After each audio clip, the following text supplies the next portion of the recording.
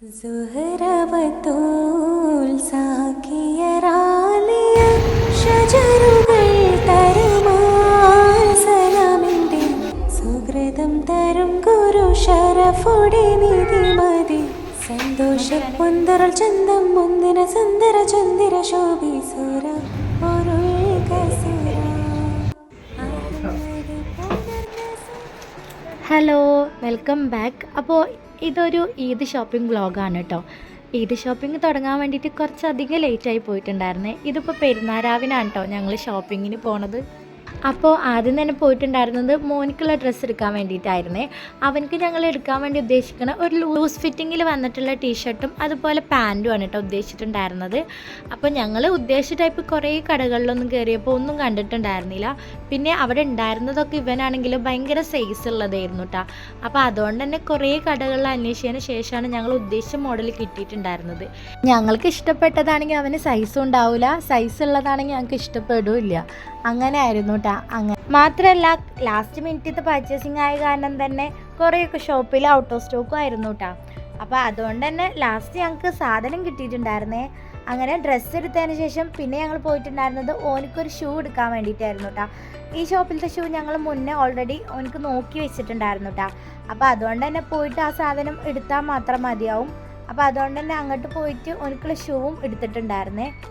പിന്നെ ഞങ്ങൾ വന്നിട്ടുണ്ടായിരുന്നത് രാത്രിയിലായിരുന്നു കേട്ടോ. ഉച്ചക്ക് മോനെ വെച്ചിട്ട് എല്ലാ ഷോപ്പിലും വെയിലത്ത് ഇറങ്ങി കയറാൻ പറ്റാത്തത് കൊണ്ട് തന്നെ രാത്രിയിലാണ് കേട്ടോ ഞങ്ങൾ വന്നിട്ടുണ്ടായിരുന്നത്.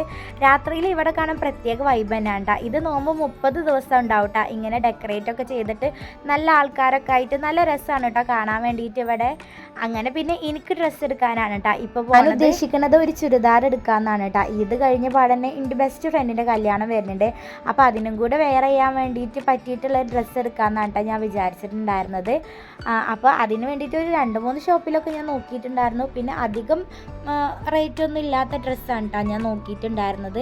അങ്ങനെ പിന്നെ ഞാൻ ഉദ്ദേശിച്ച ടൈപ്പ് എനിക്ക് ബഡ്ജറ്റ് ഫ്രണ്ട്ലി ആയിട്ട് ഒരു ഡ്രസ്സ് കിട്ടിയിട്ടുണ്ടായിരുന്നു കേട്ടോ. ആ ഡ്രസ്സിന് തന്നെ ഒരു 2-3 കളർ ഉണ്ടായിരുന്നു കേട്ടോ. അങ്ങനെ ഞാൻ അതിൽ എനിക്കില്ലാത്തൊരു കളർ നോക്കിയിട്ട് ഞാൻ സെലക്ട് ചെയ്തിട്ടുണ്ടായിരുന്നു കേട്ടോ. എനിക്കത് നല്ല ഇഷ്ടപ്പെട്ടിട്ടുണ്ടായിരുന്നു. ആദ്യമൊക്കെ ഞാനാണെങ്കിൽ ഒരു 5-8 കടയിലെങ്കിലും ചുരുങ്ങിയത് കയറാതെ ഇരിക്കൂല കേട്ടോ. പിന്നെ അതുപോലെ തന്നെ എടുത്ത ഡ്രസ്സ് ഒരു 2-3 തവണയെങ്കിലും മാറ്റിക്കാതെ ഇരുന്നിട്ടുണ്ടാവില്ല. ഇപ്പോൾ പിന്നെ അങ്ങനെയൊന്നും ഇല്ല കേട്ടോ. ഏതെങ്കിലും ഒരു ഡ്രസ്സ് കിട്ടിയാൽ മതി എന്നാണ്. ഒന്നാമത്തെ മോനെ വെച്ചിട്ട് കടയിൽ പോവൽ ഭയങ്കര റിസ്ക്കാണ്. കുറച്ച് നേരം മാത്രമേ ഓൻ ക്ഷമിച്ചിരിക്കുള്ളൂ. പിന്നെ ഓൻ്റെ ക്ഷമ തെറ്റിക്കഴിഞ്ഞാൽ പിന്നെ വയലൻ്റ് ആവും. അതോടെ തന്നെ കിട്ടിയ ഡ്രസ്സ് എടുത്തിട്ട് വേഗം തന്നെ വന്നിട്ടുണ്ടായിരുന്നു കേട്ടോ.